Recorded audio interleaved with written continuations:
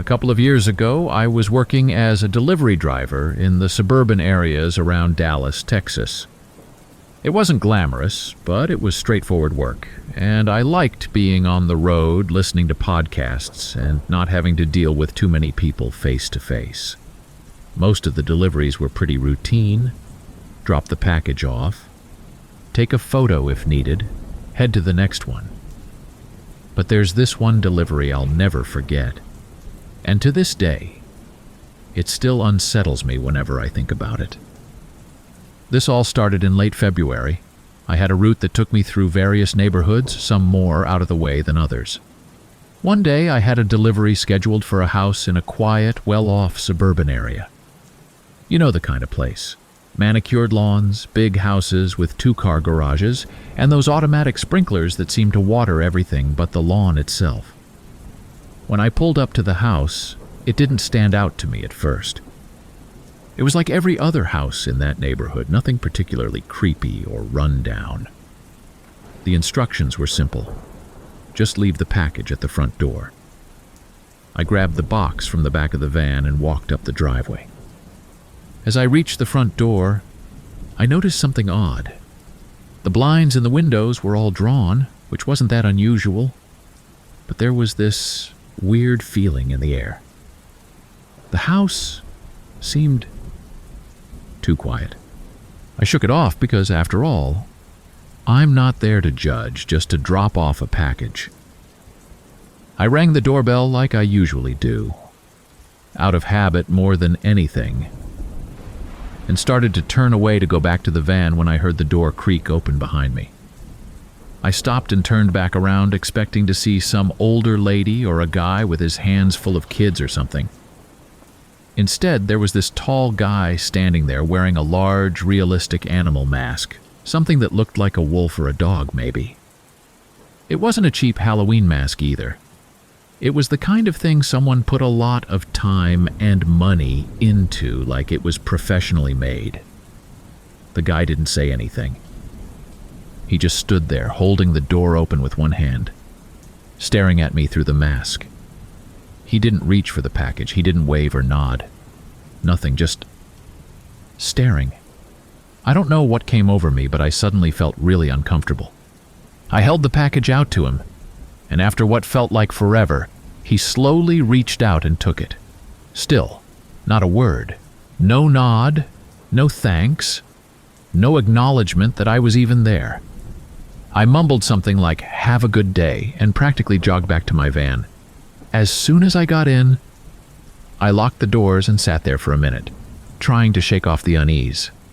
I laughed at myself because it felt ridiculous to be freaked out by a guy in a mask. Maybe he was just into cosplay or some weird hobby. People are strange, right? It was weird, but I figured I'd never have to go back to that house again, so I let it go. But about a week later, I got another delivery scheduled for the same address.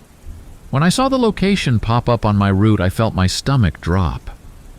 Part of me wanted to ask my boss if someone else could take it, but that felt silly.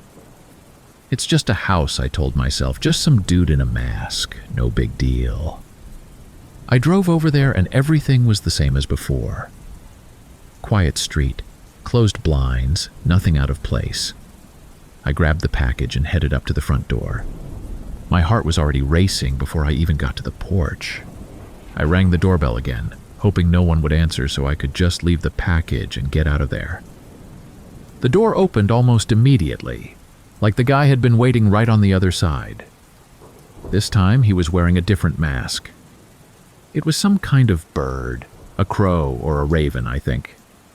Like the last one, it was super realistic, way more detailed than any costume store mask I'd ever seen. Once again, he didn't speak. He just stood there, staring at me through the eye holes of the mask. I handed him the package without saying anything this time and turned to leave as fast as I could without outright running. As I was walking back to my van, I heard the door close softly behind me. I didn't look back, but I could feel that same weird, heavy feeling in the air, like I was being watched. I drove off as quickly as I could without breaking any traffic laws. I kept telling myself it was just some eccentric guy who liked masks. No harm, no foul, right? I didn't hear anything about the house or the guy for a while after that. And I didn't have any more deliveries scheduled for that address, so it started to fade from my mind. But then, a few weeks later, it came up again, in the worst way possible. I was scrolling through the local news online one evening when I saw an article about a string of kidnappings that had taken place in the surrounding areas. The police had arrested someone in connection with the crimes, a man living in the very same neighborhood where I'd been making those deliveries. My heart skipped a beat when I saw the address in the article. It was the same house. The guy they arrested was apparently responsible for abducting several people over the span of a few months, and he'd been keeping them in his basement. The article didn't go into too much detail, but they said he used various disguises to lure people into a false sense of security. There was no mention of the masks specifically, but I knew it had to be him. There couldn't be that many people in one neighborhood with a collection of creepy animal masks. I didn't say anything to my boss or anyone else at work about it. I don't know why. Maybe I didn't want to be involved, or maybe I just didn't want to think about how close I might have come to being one of those victims. I've delivered to hundreds of houses since then, but every now and then, when I see a house with the blinds drawn or someone acting a little off, I get that same uneasy feeling in my gut, and I can't help but wonder, what if I had gone back a third time? It's something that still sticks with me, even though I've moved on from that job. I'm not easily scared, and I've never had any kind of traumatic experience before, but those deliveries messed with me. I don't know if it was just the masks or the guy's creepy silence, or if it was knowing after the fact what he was capable of. Whatever it was, it left a mark, and I still think about it sometimes when I'm out driving at night or dropping off packages in isolated areas. I don't work delivery anymore. I got a new job a little over a year ago, something that keeps me mostly indoors. It's probably for the best. Every time I pull up to someone's house now, even if it's just visiting a friend or dropping something off for a family member, I get that knot in my stomach. I find myself looking over my shoulder more often, double-checking if I lock the doors. Maybe it's just paranoia, but I figure it's better to be safe than sorry. I never saw the guy in the mask again after that second delivery. Part of me wonders if he even remembers me, or if I was just another faceless delivery guy to him. Maybe I wasn't important enough to be noticed. Or maybe I just got lucky. Whatever the case, I'm glad I didn't go back. I don't think I could have handled a third encounter, knowing what I know now. I used to work as a delivery driver a couple of years ago, mostly for Amazon. I've moved on to a different job since then, but back in 2019, I was working crazy hours trying to save up enough money to get out of a crappy apartment in North Houston. I was doing deliveries in the outer suburbs of Houston, mostly around the Spring area. For those of you who don't know, Spring is this sprawling suburban neighborhood about 25 minutes north of downtown Houston. A lot of the streets are these cookie-cutter suburban developments. But if you drive a little further out, you start getting into more isolated areas. Long stretches of road with no streetlights, no sidewalks, just these large, quiet houses spaced out by big patches of land. That's where this happened. It was late November. I was on the last stretch of my shift, so it was already dark outside. Most people would have wrapped up their deliveries earlier, but I'd gotten stuck with a heavy load that day, so I was running behind. I wasn't too far from finishing up, maybe 4 or 5 stops left, and I was itching to get home. The roads in that area were super quiet. The houses were far apart and the streets weren't lit, so my headlights were the only source of light for miles. One of my stops was in this really quiet neighborhood just off of Cypresswood Drive. I didn't think much of it when I pulled up to the address. Another generic suburban house, but this one was pretty far back from the street. There weren't any cars in the driveway and the porch light wasn't on, but that wasn't unusual. Sometimes people don't bother to leave lights on for the delivery guys. Still, it made the place seem darker and emptier than the others. I parked by the curb, grabbed the package from the back, and walked up to the front door. The neighborhood was silent, like completely dead. The kind of silence where you feel like you're the only person around for miles. No wind, no distant sounds of traffic, just nothing. I don't know why, but I suddenly felt a little uneasy as I walked up to the door. I brushed it off, telling myself that I was just tired and ready to go home. I got to the front porch, set the package down, and snapped the obligatory photo to prove the delivery was made. As I turned to head back to my van, I heard this faint tapping sound. It was quiet, just on the edge of my hearing, but it was definitely coming from inside the house. I stopped and listened, figuring maybe someone was inside. Sometimes you get people who want to make sure their package is delivered in person, so they'll knock or tap on the window to get your attention. I thought maybe that was what was happening here, but the tapping didn't sound like someone trying to get my attention. It was slow, almost rhythmic, and there was something off about it. It was too light to be knocking, more like fingers tapping on glass. I stood there for a second, staring at the dark windows, trying to figure out where it was coming from. I didn't see anything at first, so I shrugged it off and headed back to my van. I had just about reached the sidewalk when I saw something out of the corner of my eye. I glanced back at the house and noticed a figure standing in one of the front windows behind the drawn curtains. I couldn't make out any details because the curtains were partially closed, but there was definitely someone standing there completely still, just watching me. My heart skipped a beat, but I told myself it was nothing. Probably just the homeowner checking to see if I'd actually delivered the package. It wasn't the first time I'd seen people watching me from their windows, but there was something unsettling about the way this person was standing so still. Most people, when they peek through their windows, will move around or shift a bit when they realize they've been spotted. But this person didn't move at all. Just stood there, barely visible in the shadows behind the curtain. I quickly got into my van, feeling more uncomfortable than I wanted to admit. As I started the engine, I glanced back at the house again. The figure was still there, still watching.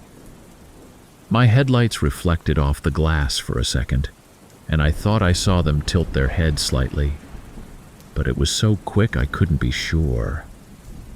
I put the van in gear and drove off, telling myself I was overthinking things. The rest of my deliveries went by without a hitch, but I couldn't stop thinking about that house. I kept telling myself it was nothing, but the image of that figure standing so still in the window stayed with me. It wasn't like it was a full-blown creepy moment, but there was something off. I finished my shift, got home, and tried to forget about it. A couple of days later, I was back on the same route. I had almost forgotten about the weird figure in the window, but then as I was scrolling through my deliveries for the day, I noticed that the same house was on my list again. It wasn't super uncommon to deliver to the same places multiple times. People order stuff all the time. But I felt that same unease creep back up when I saw the address. I didn't want to overthink it, so I shrugged it off and went about my day. But as the day wore on, and I got closer to that house, I couldn't help but feel a little on edge. It was getting late again, close to the end of my shift, when I finally reached the street. This time, there was a car in the driveway, a dark sedan. The porch light was still off, but seeing the car made me feel a bit more at ease. At least someone was home this time, which somehow made the house feel less eerie. I grabbed the package and walked up to the front door again. The neighborhood was just as quiet as before, and even though there were other houses nearby, it felt like I was completely alone out there. I set the package down, took the delivery photo, and then stood there for a second, almost expecting to hear that same tapping again. But everything was silent this time. No noise from inside, no figures standing in the windows. I felt a weird sense of relief wash over me. Like maybe I'd just been imagining things the last time I was there. I started to head back to the van, but just before I reached it, I glanced back at the house one more time. That's when I saw it. The figure was back in the window. Same spot, same eerie stillness, just standing there behind the curtain. My heart raced, and I felt this cold chill run down my spine. I didn't stop to stare this time. I jumped into the van and drove off, trying to get as far away from that house as quickly as possible. I don't know why it freaked me out so much, but the fact that this person just stood there, not moving, not doing anything, just watching, it felt wrong. I finished up my deliveries that night and went home, but I couldn't shake that feeling of unease. I didn't say anything to anyone about it because, honestly, what was there to say? Some person was standing in their own window. It wasn't like anything illegal or dangerous was happening. But the more I thought about it, the more unsettled I felt. It was the stillness, the complete lack of movement or reaction from whoever was behind that curtain. I couldn't explain it, but it just felt off. I didn't have any more deliveries to that house after that night, but I still think about it sometimes. Whenever I drive through quiet suburban areas, especially at night, I can't help but glance at the windows of the houses I pass by.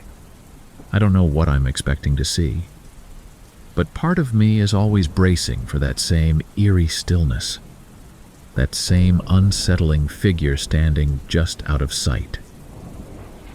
Looking back, I still don't know what to make of it. Maybe it was just a homeowner with weird habits, or maybe they were messing with me for some reason. But there was something about the way that figure stood there, completely still, never moving, never reacting, that still gets under my skin to this day. I've driven past plenty of creepy places in my time as a delivery driver, but nothing has ever left me feeling as unsettled as that house did.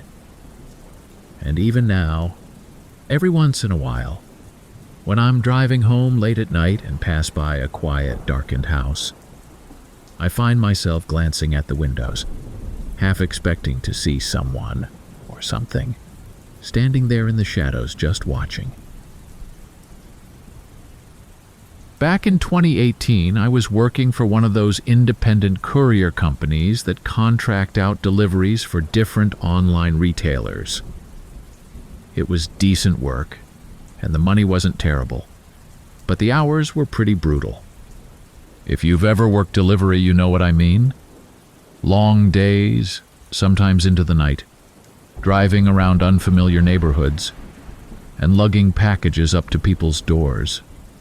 I didn't mind it too much at first, but after a while the job started to wear on me, especially after this one delivery. I was living in Atlanta at the time, running deliveries all over the metro area. You'd think that working in a big city like that, everything would be busy, crowded, and well lit. But there are plenty of areas just outside of the city that feel like you're in the middle of nowhere. One day I got assigned a route that took me out to one of those areas, a suburban neighborhood that had seen better days. You could tell it was one of those places that had been nice maybe 20 or 30 years ago, but now it was kind of run down. The houses were still standing, but a lot of them were empty, with for sale signs in the yards that looked like they'd been there forever. It was late afternoon when I pulled up to this house on my list. The address was on one of the side streets, a little cul-de-sac that was tucked away at the back of the neighborhood. There wasn't much around, just a few scattered houses, most of them looking like they hadn't been lived in for a while. The place I was supposed to deliver to was listed as unoccupied due to renovations. That wasn't too unusual. I'd delivered to houses that were being renovated before. Usually it meant leaving the package at the door for the contractor to pick up later.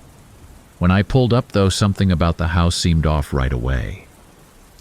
It was a 2-story place with faded beige siding and a bunch of overgrown bushes out front. There wasn't any sign of construction work. No trucks, no tools, no dumpsters full of debris. It looked like nobody had touched the place in a long time. The windows were all dark, and the front yard was a mess. Weeds growing up through the cracks in the sidewalk. I parked the van and got out with the package. As I walked up to the front door, I noticed that the mailbox was overflowing with old letters and flyers. Again, not that unusual for an unoccupied house, but it just added to the weird feeling I was getting. I figured I'd just drop the package off and get out of there quickly, but as I got closer, I heard something that made me stop in my tracks. It was this soft, scraping noise coming from inside the house. At first, I thought maybe there were workers inside doing some late-day renovations. But when I looked around again, there was no sign of any activity, no lights, no vehicles. The noise was faint, almost like someone was dragging something heavy across the floor.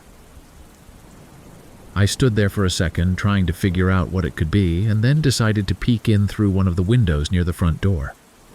I know, it sounds stupid, but my curiosity got the better of me.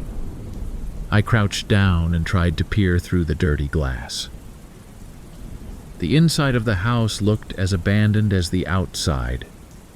Bare walls, dusty floors, nothing that indicated anyone had been there recently. But then, I noticed something that sent a chill down my spine. There was a table in what looked like the dining room. It wasn't covered with a sheet or anything like you'd expect in a vacant house. Instead, there were plates and silverware set out, like someone had just been sitting down to eat. Even stranger, there were half-eaten meals on the plates, like food that had been left there for hours, maybe even days. The glasses were still half full of water or some kind of drink. It was like whoever had been living there had just gotten up in the middle of dinner and left without finishing.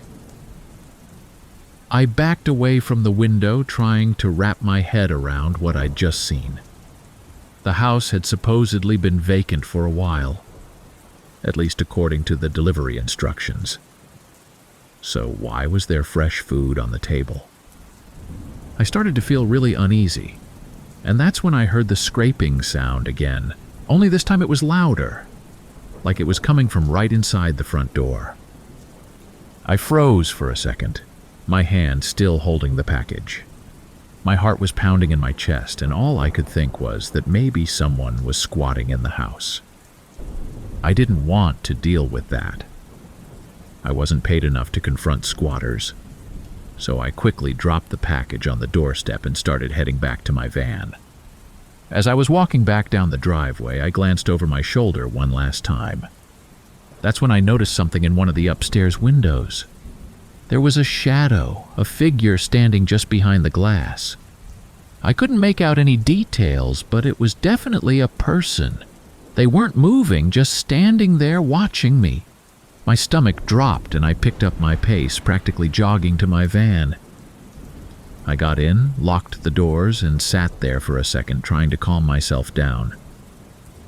I kept telling myself that it was probably just a worker or someone checking in on the place, but that didn't explain the half-eaten meals or the fact that the house was supposed to be vacant. And whoever was upstairs, they hadn't made any effort to come to the door or acknowledge me. They were just standing there. I didn't stick around to figure out what was going on. I started the van and pulled out of there as fast as I could without speeding. The rest of my deliveries that day were a blur. I kept thinking about that house, about the figure in the window, the food on the table, the scraping sound. Something wasn't right about that place, but I didn't have any way to explain it. A couple of days later, I was back on a different route, trying to push that whole experience out of my mind. But then, I overheard one of my coworkers talking about a house that had been abandoned for years after the family that lived there disappeared. My ears perked up when I heard the address. It was the same house I had delivered to. The coworker said that the family had gone missing under mysterious circumstances about a year ago, and nobody had been able to figure out what happened to them. The house had been vacant ever since, except for the occasional contractor who came by to check on it. That was the first time I really felt the full weight of what I'd seen. If the house had been abandoned for that long, then who was inside when I made that delivery? And what was up with the half-eaten meals? I didn't say anything to my coworker about what I'd seen. I didn't want to sound crazy. And honestly, I wasn't even sure if I believed it myself. Eventually, I moved on from the delivery job and started working somewhere else. I didn't have any more reason to go back to that neighborhood, and I didn't think much about the house after that. But every now and then, when I'm driving through certain parts of town or passing by a house that looks a little too empty, I get this uneasy feeling, like maybe I'm going to see another shadow in the window or hear that same scraping sound coming from inside. Back in 2017, I was working as a delivery driver for a big online retailer. I lived in Portland, Oregon, and the delivery routes often took me to the outskirts of the city, to those isolated residential neighborhoods that seemed to stretch on forever with nothing but trees and hills between houses. You'd drive miles out of the city, and the houses would get bigger, but they'd also get more spread out, sitting on these huge plots of land with driveways that felt like they went on forever. You could go from one house to the next without seeing a single person. One day, I was on a route that took me to one of those more isolated areas just outside of Beaverton. It was late afternoon, and I was already a bit behind schedule. The sun was starting to go down, and I still had a handful of deliveries left. One of them was for a house tucked way up on this hill off a long, winding road that cut through the forest. When I got the delivery details, I noticed that the instructions said to leave the package inside the garage, which wasn't that unusual. Some people don't like having packages left out in the open, especially in more rural areas where they could get stolen or damaged. I drove up the long, steep driveway, and when I finally reached the house, I felt a little uneasy, though I couldn't really say why. The house itself was pretty big, a 2-story place with dark wooden siding and a bunch of tall trees surrounding it. It looked like no one had lived there for a while. The lawn was overgrown, and there were patches of weeds creeping up the driveway. There weren't any lights on inside, which wasn't a big deal, but the whole place had this weird, deserted feeling to it. Still, it wasn't the worst place I'd been to, so I grabbed the package and made my way toward the garage. The door was already open, which struck me as a little strange. I hadn't seen any cars in the driveway, and usually, if someone was home, they'd close the garage after coming in. But I figured maybe the homeowner had left it open for me, like the instructions said. I stepped inside the garage, and it was dark, the only light coming from the dim, fading sunlight outside. I walked in a little further, trying to find a good spot to leave the package, when suddenly I heard the garage door slam shut behind me. My stomach dropped. I hadn't even touched the door, so I had no idea how it had closed on its own. The noise echoed through the empty garage, and for a moment, I just stood there frozen, trying to make sense of what had just happened. I turned around and tried to open the garage door from the inside, but there wasn't any visible button or switch that I could find.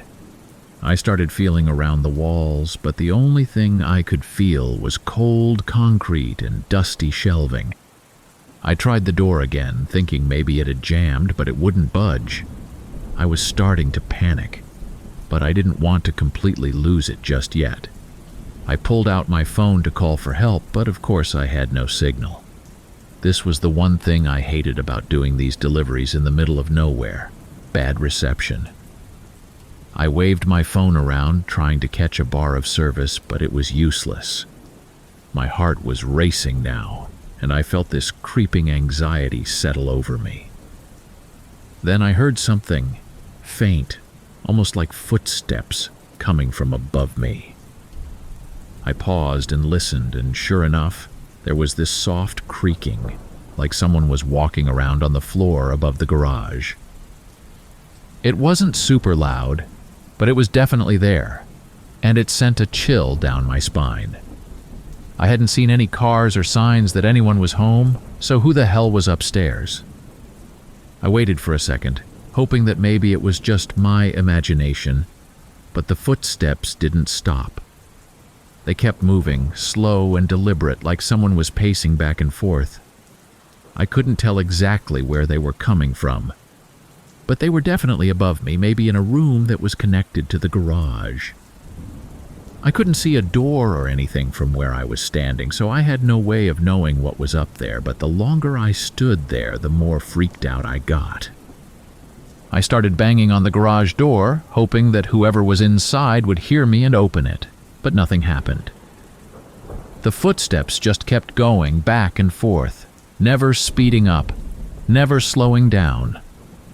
I felt trapped, like I had no way out, and every second that passed made me feel more and more on edge. I don't know how long I stood there, banging on the door and trying to figure out what to do. It could have been minutes or maybe longer, but it felt like forever. At some point I stopped and just listened, trying to figure out if the footsteps were getting closer. They weren't. They just kept pacing in that same steady rhythm. I couldn't tell if whoever was upstairs even knew I was down there, or if they were just waiting. I didn't want to stick around and find out. I started looking for another way out of the garage, but there were no other doors, just the one that led into the house, which was locked. I thought about trying to break it down, but it looked solid, and I didn't want to risk making more noise than I already had.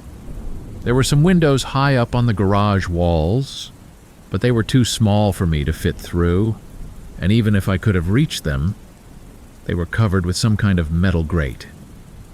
By this point, I was feeling pretty desperate. My phone still didn't have any signal, and the sun was almost completely down, leaving the garage in this eerie twilight. I could still hear the footsteps above me, but they hadn't changed at all. It was like whoever was up there was stuck on a loop, pacing back and forth, back and forth. I tried to stay calm and think logically. Maybe the door had some kind of automatic mechanism that I just couldn't find, and maybe the footsteps were just a coincidence. But that didn't make me feel any better. I was stuck in a dark garage in the middle of nowhere, with no way to call for help, and someone, or something, was moving around above me. I don't know what made me do it, but after what felt like hours of trying to get the door open and searching for another way out, I decided to just wait. Maybe whoever was upstairs would leave, or maybe the garage door would open on its own again, like it had closed. I sat down on the cold concrete floor, trying to keep myself calm, but it was hard with the footsteps still going on above me. I don't know how long I sat there. Maybe it was only 30 minutes, but it felt like a lifetime. The footsteps never stopped, but eventually they started to fade, like whoever was pacing had moved further away from the garage. I waited for a few more minutes trying to make sure they were really gone, and then I slowly stood up and tried the door again. This time, when I pressed my hand against it, I felt it give a little. I pushed harder, and to my relief it started to roll up. Slowly at first, then faster as the mechanism kicked in. I don't know what had changed, but I wasn't about to question it. As soon as the door was open enough for me to slip out, I bolted. I didn't stop to look back or try to figure out who or what had been upstairs. I just ran to my van, jumped in, and got the hell out of there. I drove straight home after that. I didn't even finish the rest of my deliveries. When I got back to the warehouse, I told my boss that I wasn't feeling well and that I needed to take the rest of the day off. I didn't mention what had happened. I didn't want to sound crazy. But I think he could tell something was off because he didn't ask too many questions. I never went back to that house again. And I never asked my coworkers if they'd delivered there either. Some things are better left alone, I guess, but every now and then when I'm out driving and I pass a house that looks a little too quiet, a little too empty, I think about that garage and those footsteps. And I wonder what would have happened if I hadn't gotten out of there when I did. This happened back in the spring of 2018. It was a cold, rainy day in late March. I remember it vividly because it was one of those days where the rain wasn't just a drizzle but a relentless downpour. Everything was gray. Gray sky, gray roads, gray houses. It felt like the entire world was soaked and heavy. The roads were slick with water, and there were puddles everywhere.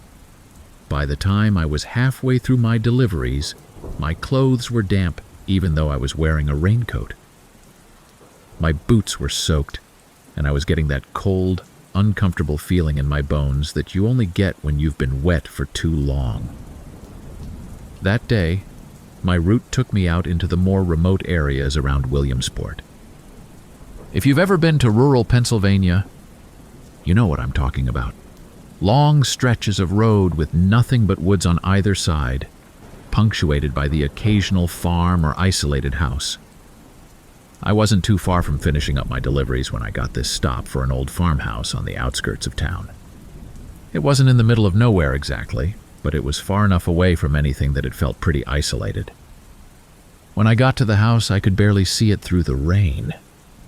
It was one of those old, white-painted farmhouses with a sagging porch and peeling paint. The yard was overgrown, and the driveway was just a dirt path that had turned into a muddy mess. There were no cars in sight, no lights on inside, nothing to indicate that anyone had been around recently.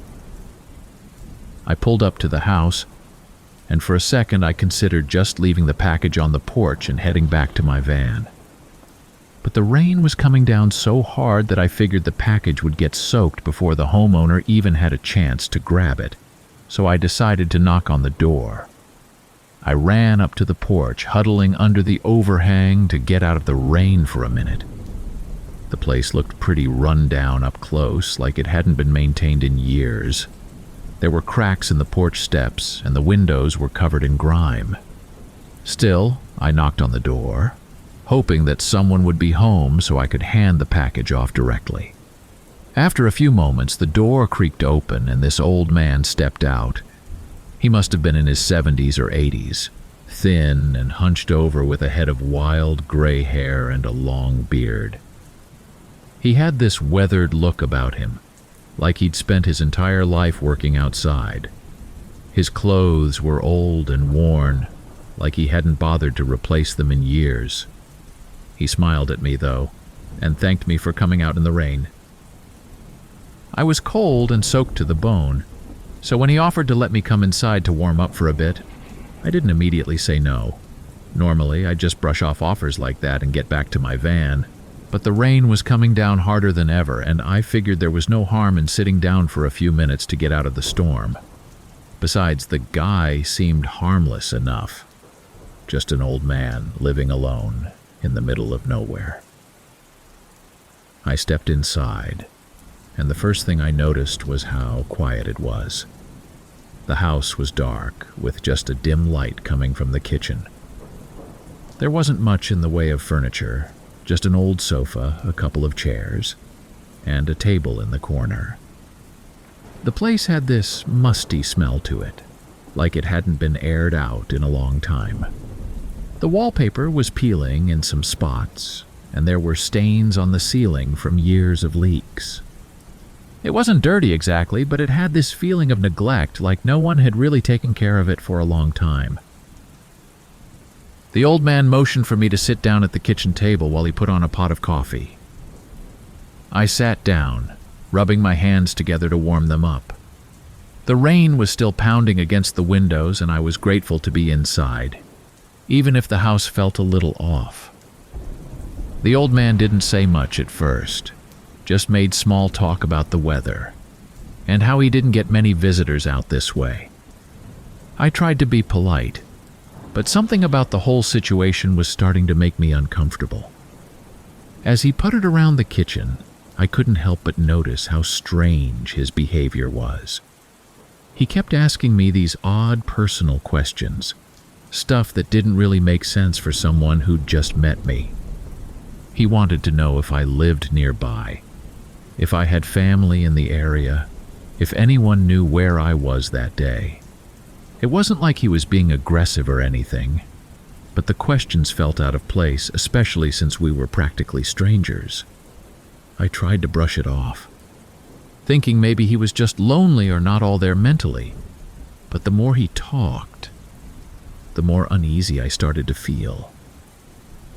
He kept repeating certain phrases like he was stuck in a loop, and he'd pause in the middle of sentences to stare at me with this strange look in his eyes.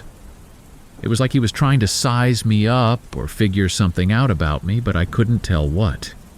It got to the point where I was just waiting for an excuse to leave. The coffee finally finished brewing, and he poured me a cup, but by then I was too on edge to stay any longer.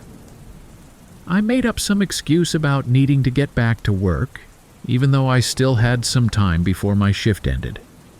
He didn't seem too bothered by it, just nodded and walked me to the door.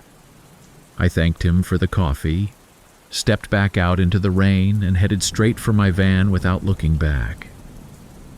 As soon as I was in the van, I locked the doors and sat there for a minute, trying to shake off the weird feeling that had settled over me.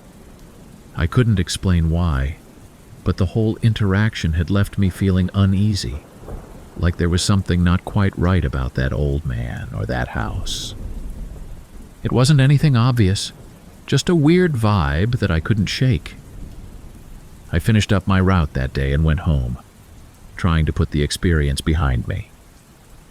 But a few days later, I saw something on the local news that made my blood run cold. They were talking about an old man who had been found dead in a farmhouse not too far from where I had made that delivery. According to the report, he'd been dead for a while, probably weeks, if not longer. The police didn't suspect foul play, but the neighbors had called it in after noticing that the house had been quiet for a long time. The farmhouse they were talking about was the same one I had delivered to. I recognized it from the footage they showed on the news, the same peeling paint, the same sagging porch. But what really got to me was the timeline. If the old man had been dead for weeks, then who the hell had I been talking to? I tried to rationalize it. Maybe it was a different house, or maybe I had just misremembered the location. But deep down, I knew it was the same place. I couldn't explain it, and I didn't want to think about it too much, but the whole thing left me feeling unsettled in a way I couldn't shake. I didn't tell anyone about it because I figured no one would believe me, and honestly, I wasn't even sure if I believed it myself. This happened a few years ago when I was working as a delivery driver for a local courier company. The job wasn't anything special, just delivering packages around town, and most days it was pretty straightforward. But this one night stood out, and not in a good way. It was sometime in the fall, around mid-October, I think. The weather in Seattle was doing its usual thing, cool, gray, and drizzling off and on. I'd been out on my route for most of the day, and by the time I got to this particular delivery, it was already getting dark. I was tired and just trying to finish my shift so I could head home. The area I was delivering to was one of those older neighborhoods that had seen better days, mostly a mix of older houses and a few that looked like they'd been abandoned or were in the process of being renovated. It wasn't the nicest part of town, but it wasn't the worst either. The delivery was for this big, old house on a side street that I'd never been to before. It wasn't run down exactly, but it definitely had a kind of neglected look to it. The paint was peeling off the siding, the windows were covered with dust, and the yard was overgrown with weeds. The house sat back from the road a bit, with a narrow gravel driveway leading down the side to a basement entrance. The instructions on the delivery said to leave the package by the basement door, which wasn't something I'd seen before but didn't think too much of it at the time. I pulled up to the house, parked my van, and grabbed the package from the back.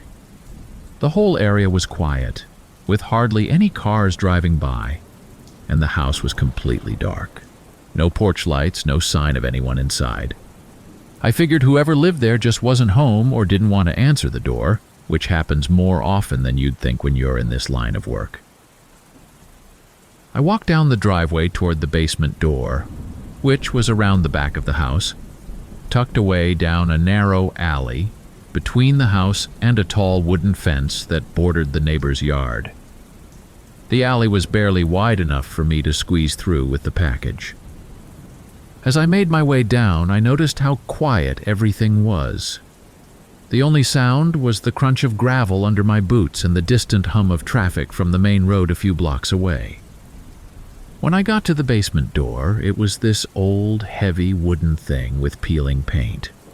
There was no light above it, and the whole area was in shadow, which made it feel even more claustrophobic. I set the package down in front of the door and was about to snap a picture for proof of delivery when I heard something inside the house. It wasn't loud, but it was distinct. A kind of low, dragging sound like something heavy being pulled across the floor. I froze for a second, listening, trying to figure out what it was. Maybe someone was moving furniture around upstairs, I thought. But the sound didn't seem to be coming from above me. It felt closer, like it was right on the other side of the basement door. I stood there for a moment, trying to decide whether I should knock or just leave. The sound continued, slow and steady, like whatever was being dragged was scraping against the floor. My mind immediately started going to the worst-case scenario. What if someone was hurt inside? What if they were trying to move but couldn't get up? I debated with myself for a minute, but ultimately I figured it wasn't my business, and I didn't want to get involved. I'd had plenty of weird encounters on this job before, and they rarely ended well for me when I tried to intervene. I snapped the picture of the package and turned to leave, but as I did, I caught something out of the corner of my eye.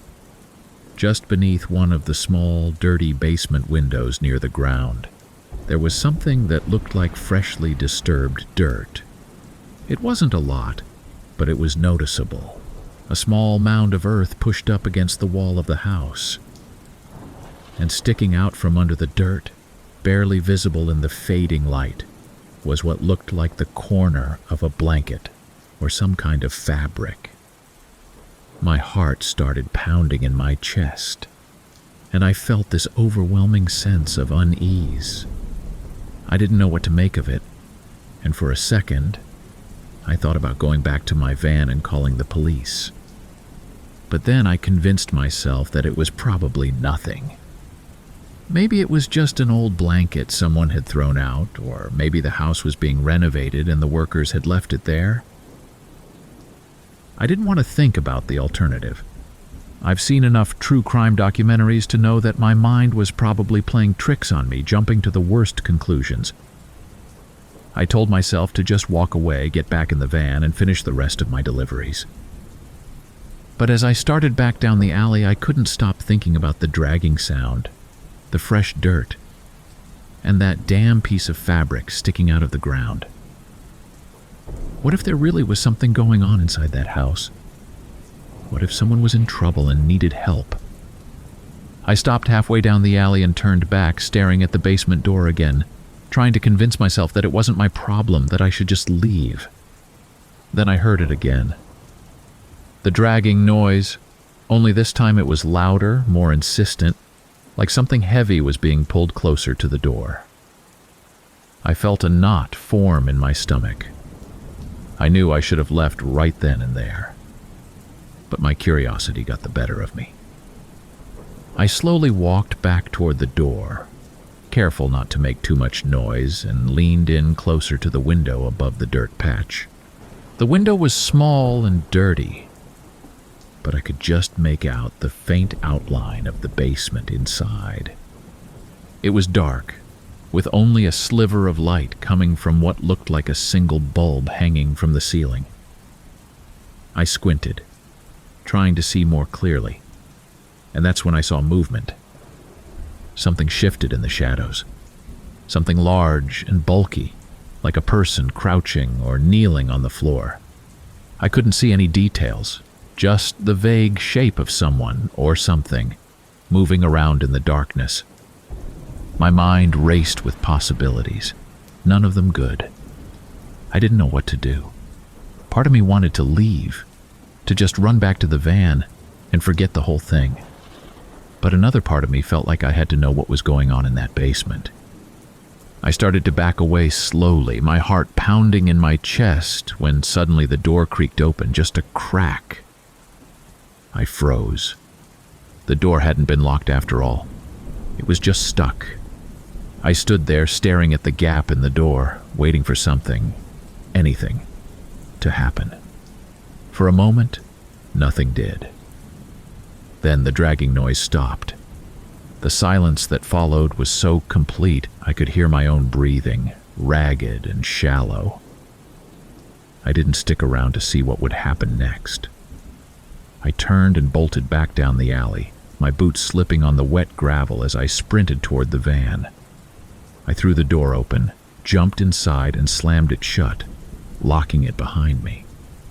My hands were shaking as I fumbled with the keys, but I finally managed to get the engine started and pulled away from the house as fast as I could without skidding off the road. As I drove away, I kept glancing in the rearview mirror, half expecting to see someone chasing after me or standing in the driveway, watching me leave. But there was nothing. Just the dark, rain-soaked street fading into the distance behind me.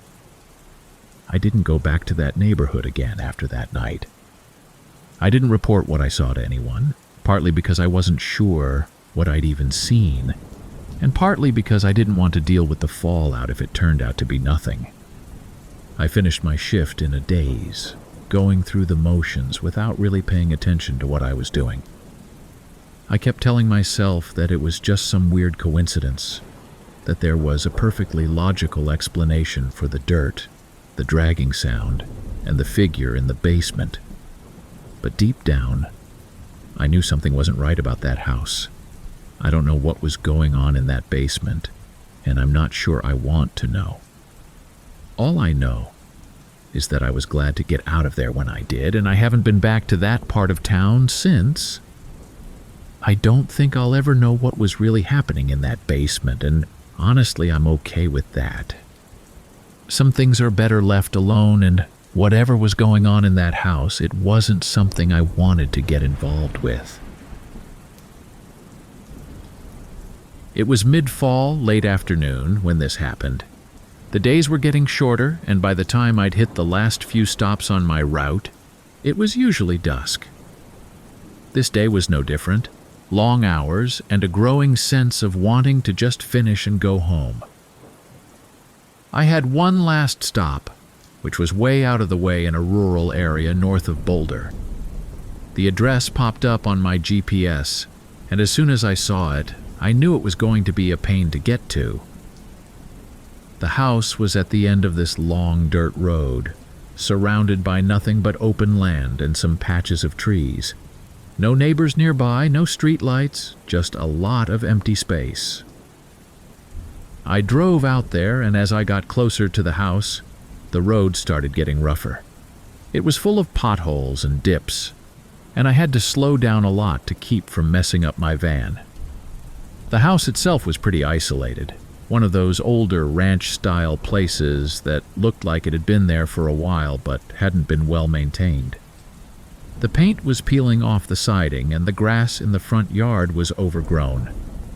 There were no cars in the driveway, no lights on inside, nothing to suggest that anyone was home. But I figured that wasn't too unusual. Lots of people out in these rural areas work late or travel, and they still get packages delivered whether they're home or not. I parked the van and grabbed the package, a medium-sized box that felt a little heavier than I expected. As I walked up to the front door, I noticed that the windows were all closed, and the blinds were drawn. Everything was shut up tight, which wasn't strange for a house in the middle of nowhere, but it added to the overall feeling of isolation. I rang the doorbell, more out of habit than anything else, and waited a few seconds. No one answered, so I set the package down by the door and turned to leave. Just as I was about to step off the porch, I heard the door creak open behind me. I stopped and turned around, expecting to see someone coming out to grab the package. Instead, the door had only opened a few inches, and from the darkness inside, a figure stepped into view. It was a guy wearing a black hoodie, with the hood pulled up over his head, covering most of his face. He didn't say anything, just stood there in the doorway, staring at me. I couldn't see his eyes clearly, but I could tell he was watching me. The whole situation immediately felt off. There was something about the way he just stood there in silence that made me feel uneasy. I'd had plenty of weird encounters with people while delivering packages, but this was different. I couldn't see any expression on his face, and he didn't make any attempt to come closer or grab the package. He just stood there, barely visible in the dim light coming from inside the house. I hesitated for a second, thinking maybe I should say something, but then decided against it. I figured it was best to just leave and get out of there as quickly as possible. I turned back around, walked down the porch steps, and started heading toward the van. As I was walking, I could feel the guy's eyes on me the entire time. He didn't close the door, didn't move, just kept standing there, watching me as I got into the van. I drove off as fast as I could without making it too obvious that I was in a hurry. As I pulled away, I glanced in the rearview mirror and saw that the guy was still standing in the doorway, watching me leave. It gave me a weird feeling, but I brushed it off and told myself that it was just some guy being creepy. I figured I'd never have to go back there again, so it wasn't worth worrying about. A few days later, I got another delivery for the same address. As soon as I saw it pop up on my route, I felt this tightness in my chest. I didn't want to go back to that house, but I didn't have a choice. It was part of my assigned deliveries, and there was no way around it. I tried to psych myself up as I drove out there again. It was just a house, just a guy in a hoodie, probably nothing to worry about. Maybe he was just socially awkward or had some other reason for acting weird. I kept telling myself that, but the closer I got to the house, the more anxious I started to feel. When I pulled up, everything looked the same as it had the first time. Dark house, no cars in the driveway, nothing that suggested anyone was home. I sat in the van for a minute, trying to decide whether I should just leave the package at the door and go, or if I should knock again to see if anyone was there. I ended up deciding to just leave the package and get out of there as quickly as possible. I walked up to the porch and set the package down in the same spot as before. As I turned to leave, I heard the sound of the door creaking open again, just like it had last time. My heart started racing, and I forced myself to look back. The same guy was standing there in the doorway, wearing the same black hoodie. He hadn't moved since the last time I'd been there. He didn't say anything, didn't step forward, just stood there, silently staring at me from the shadows. I couldn't see his face at all this time, just the outline of his body and the dim light from inside the house. I didn't stick around. I turned and practically ran back to the van, jumped in, and drove off. My hands were shaking as I gripped the steering wheel, and my mind was racing with all kinds of thoughts about who this guy was and what he wanted. There was something seriously wrong with that whole situation, but I couldn't put my finger on what it was. I didn't mention anything to my boss or my co-workers about the guy. I didn't want to sound paranoid or like I was making a big deal out of nothing. But the experience stuck with me, and every time I got a delivery in that area, I'd tense up, half expecting to see that address pop up on my route again.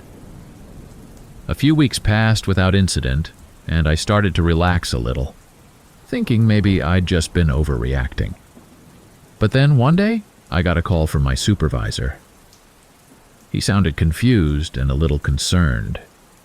He asked me why I'd marked a package as delivered to the address when the customer had been dead for months.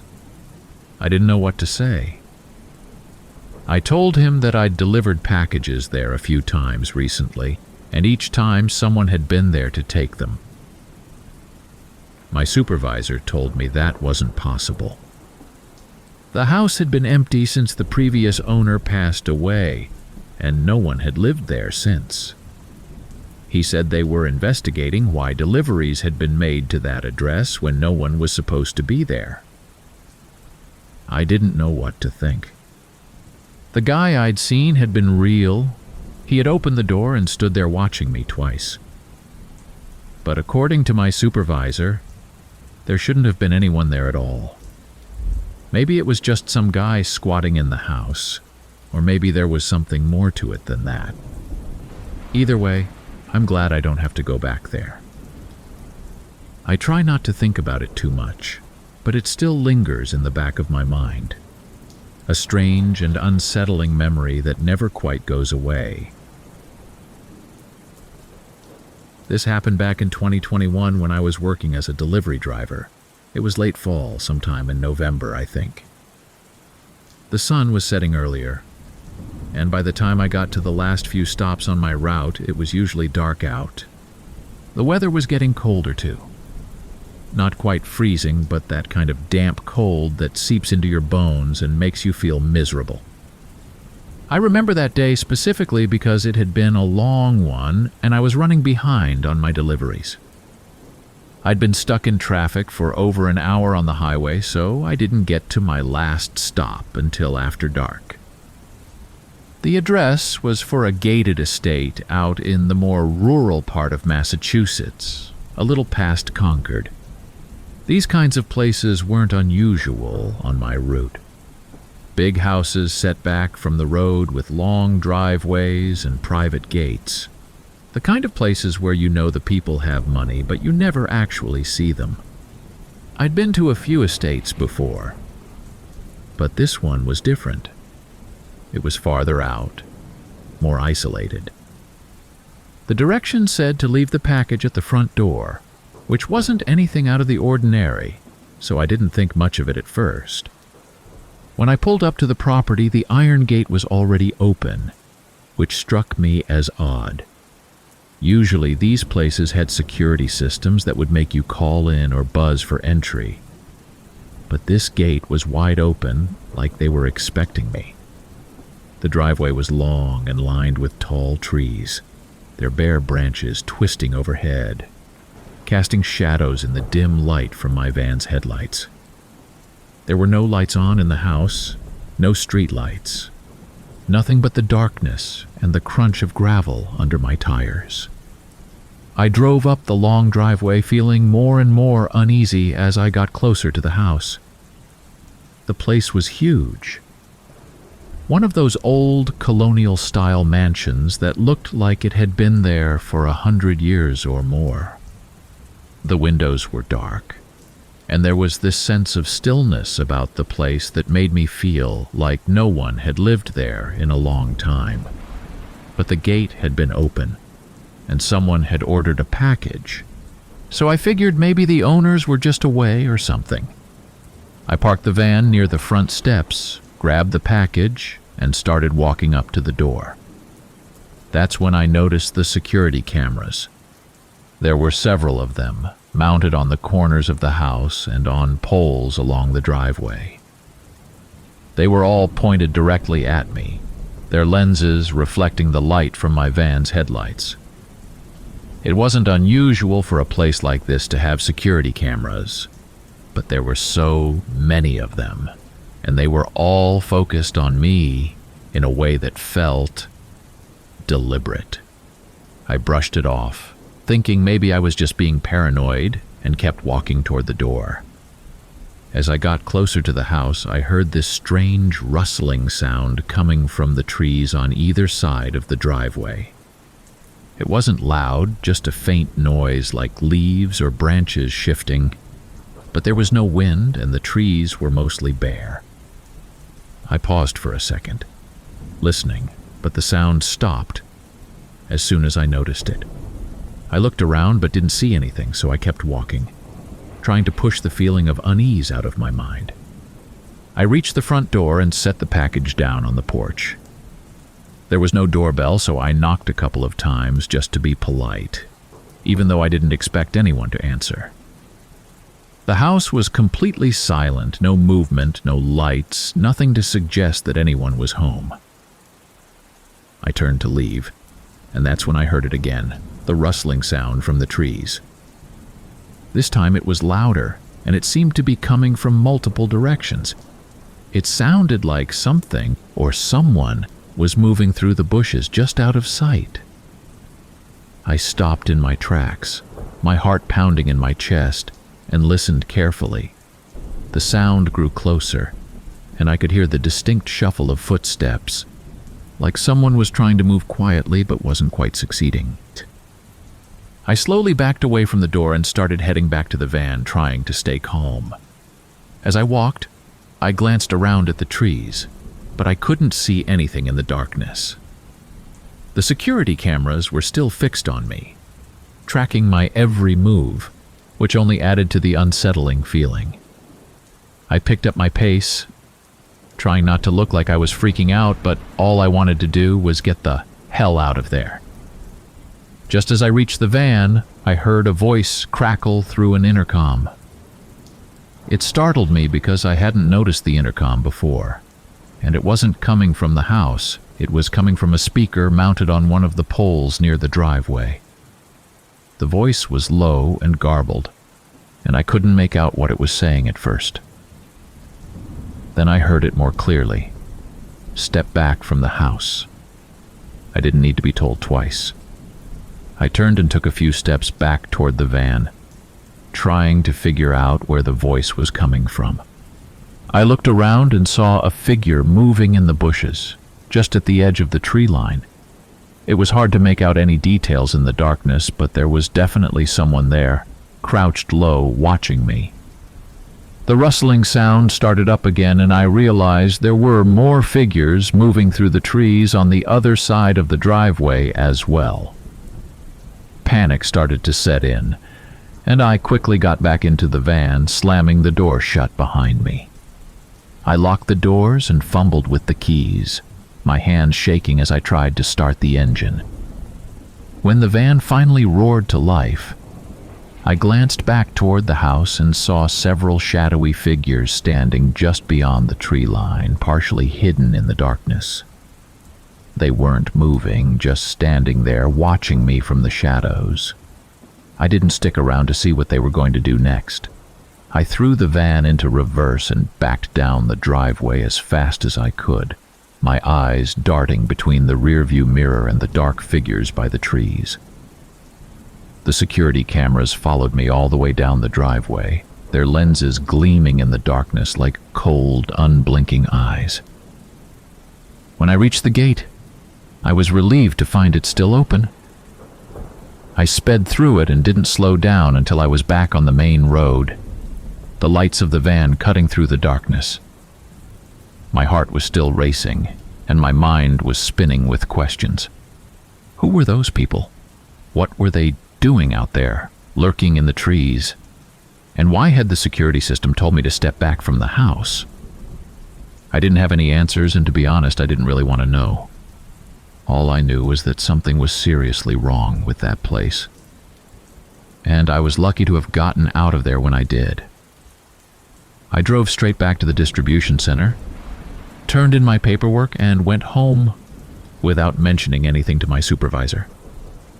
I didn't want to sound like I was losing it, and besides, what could I even say? That there were people hiding in the trees, watching me while I delivered a package? It sounded ridiculous, even to me. I avoided taking any more routes that would bring me near that estate, and luckily I never had to go back. A few weeks later, I heard through one of my coworkers that the estate had been sold, and the new owners had done some major renovations on the place. He mentioned something about how the property had a reputation for being a little creepy, but I didn't press for details. I didn't want to know more than I already did. I don't have any explanation for what happened that night, and I've tried not to dwell on it too much. I never found out who those people were, or why they were hiding in the trees. A couple of years ago, I was working as a delivery driver. You'd think it's a pretty uneventful job, driving around, dropping off packages, and listening to music all day. For the most part, it was. Nothing much ever happened outside of the usual traffic, the occasional weird customer interaction, and the long hours on the road. I liked it well enough, but this one experience I had during a shift still creeps me out to this day. This was back in late 2019, in the middle of summer. I was living in Cleveland at the time, and my route that day was out in some of the quieter parts of the city, mostly industrial areas with warehouses and a few office buildings scattered around. It was one of those routes where I didn't have to deal with a lot of people, which I usually preferred. There were more places to pull over, less traffic, and not a lot of residential areas where you had to deal with dogs or kids running around.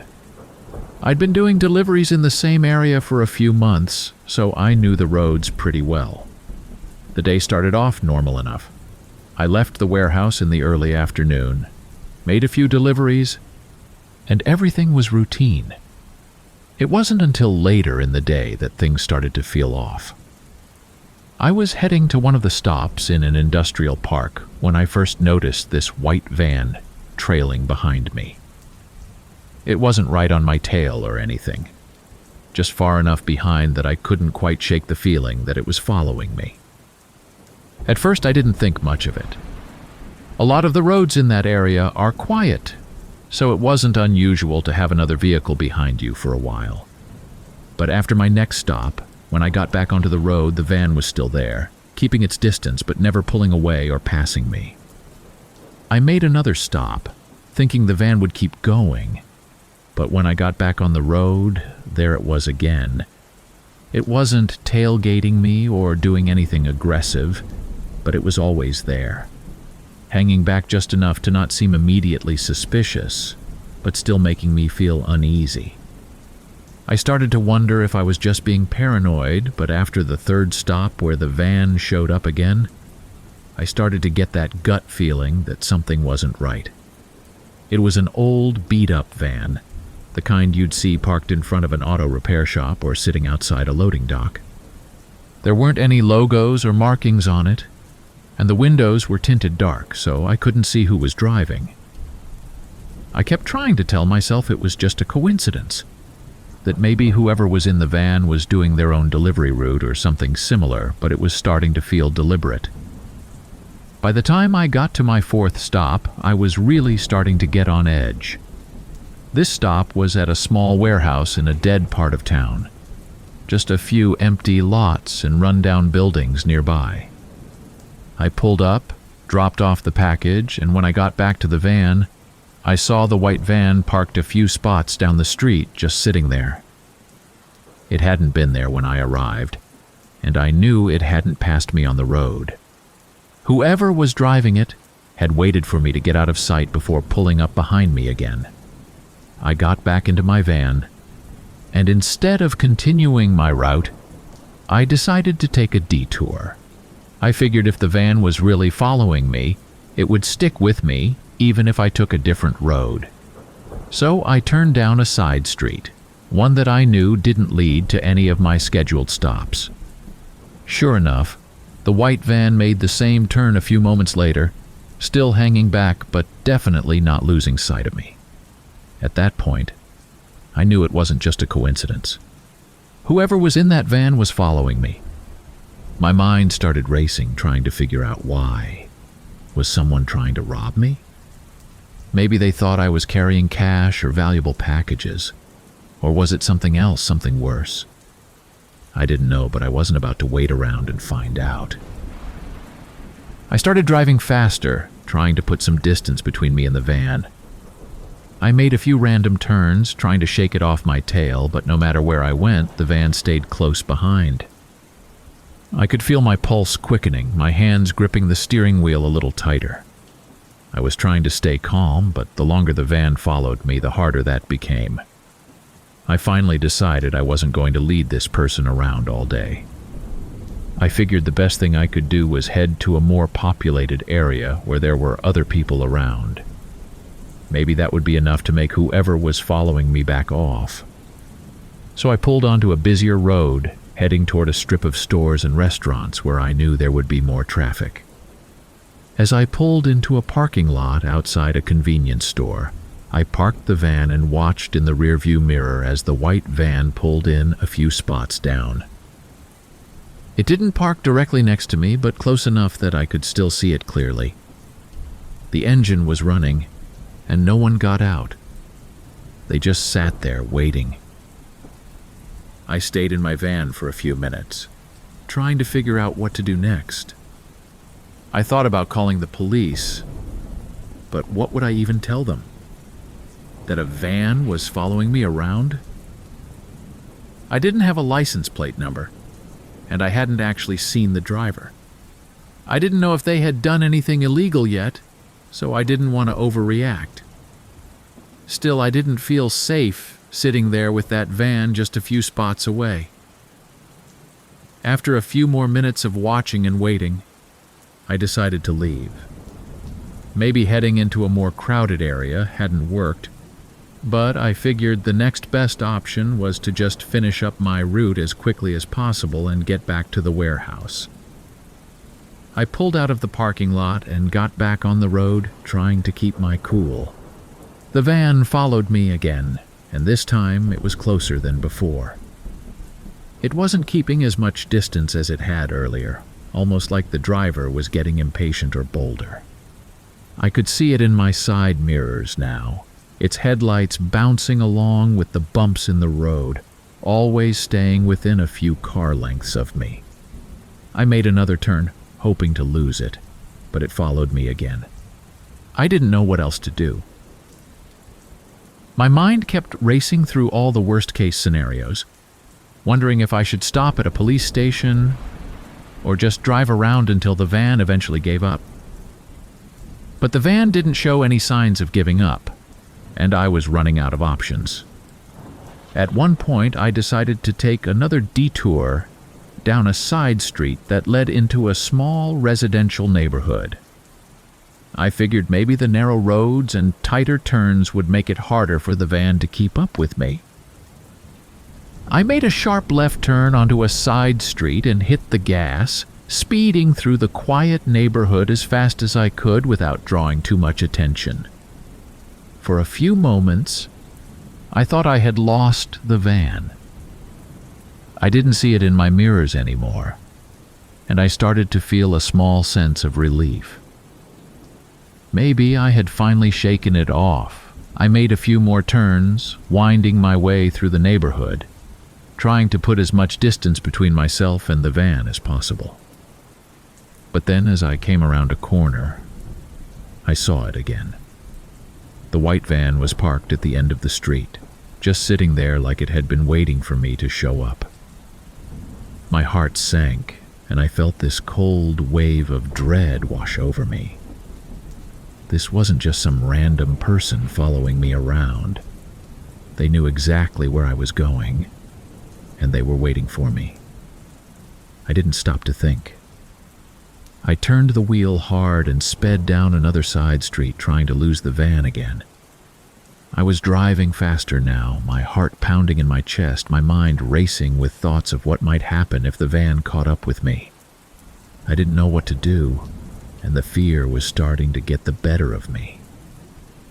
I finally made the decision to head back toward the main road, figuring that if I could get onto a busier highway, I might be able to lose the van in traffic. I took a few more turns, heading toward the highway, and for a while, I didn't see the van again. I thought maybe I had finally lost it, that I could finally finish my route and get back to the warehouse in one piece. But just as I was merging onto the highway, I saw the van again, this time in the lane behind me. It was still there, still following me, and I knew I had to do something. I couldn't keep driving around like this, hoping it would go away. I needed help. I pulled out my phone and called my supervisor, telling him what was going on. He told me to come straight back to the warehouse and that they would call the police if the van followed me all the way back. I agreed and started heading back toward the warehouse, hoping that the van would lose interest or get scared off by the idea of police involvement. The drive back to the warehouse was tense. The van stayed behind me the whole way, never getting too close but never backing off either. When I finally pulled into the warehouse parking lot, I parked the van and watched as the white van slowly drove past the entrance, not stopping but still lingering just long enough to let me know they hadn't given up. I sat in the parking lot for a while, waiting to see if the van would come back, but it never did.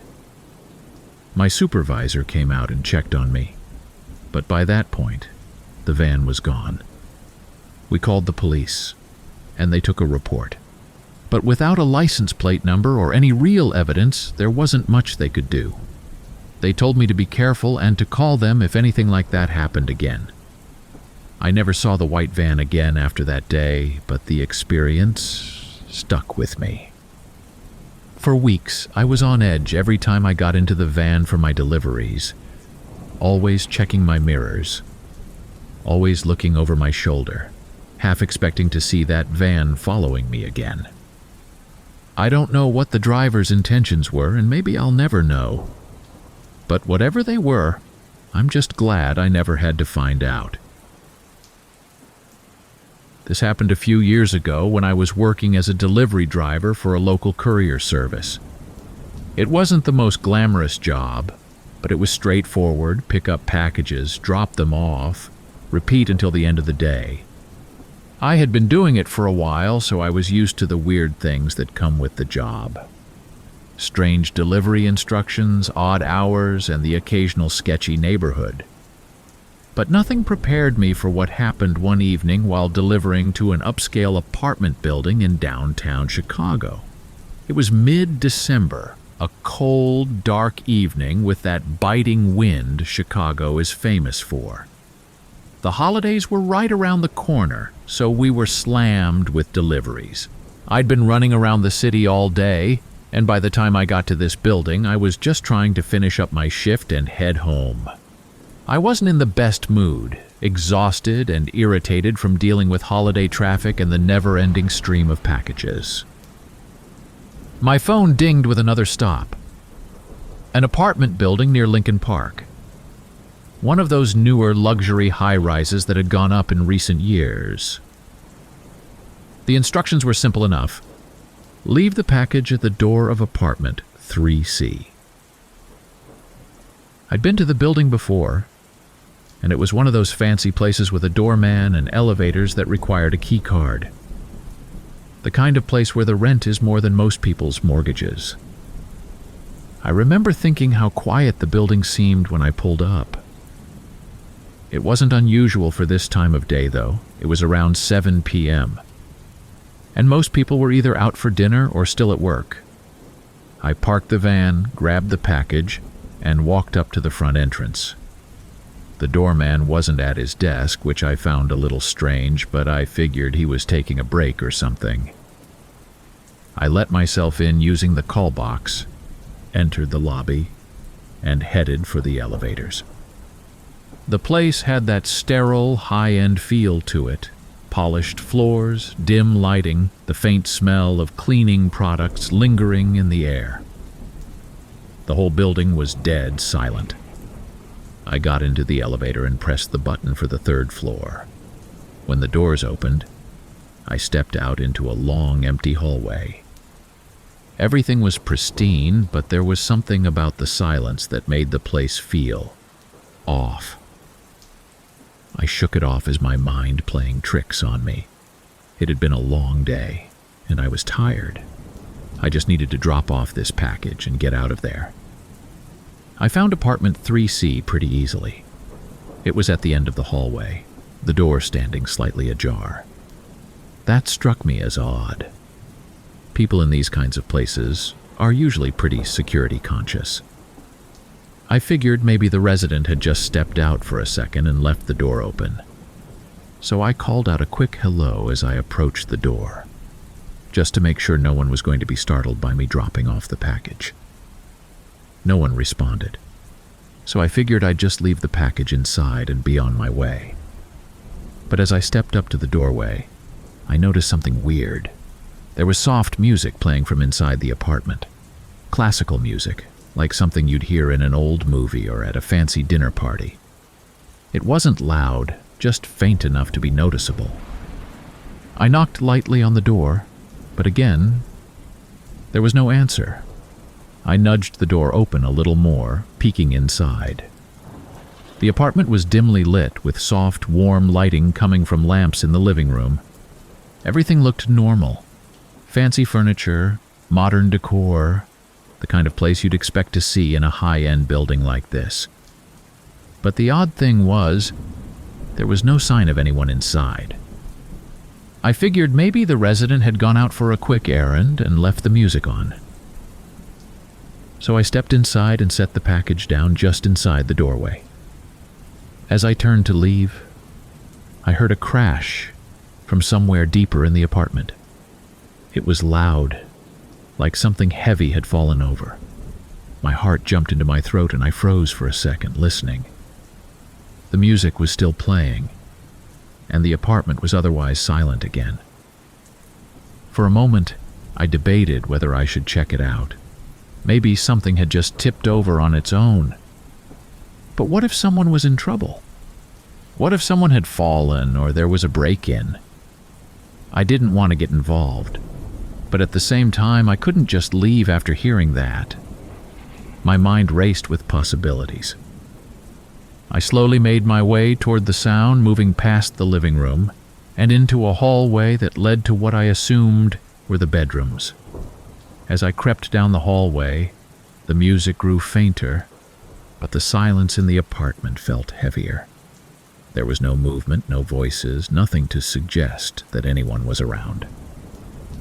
I reached the end of the hallway and found myself standing outside a bedroom door. The door was closed, but the sound had definitely come from inside. I hesitated for a moment, my hand hovering over the doorknob.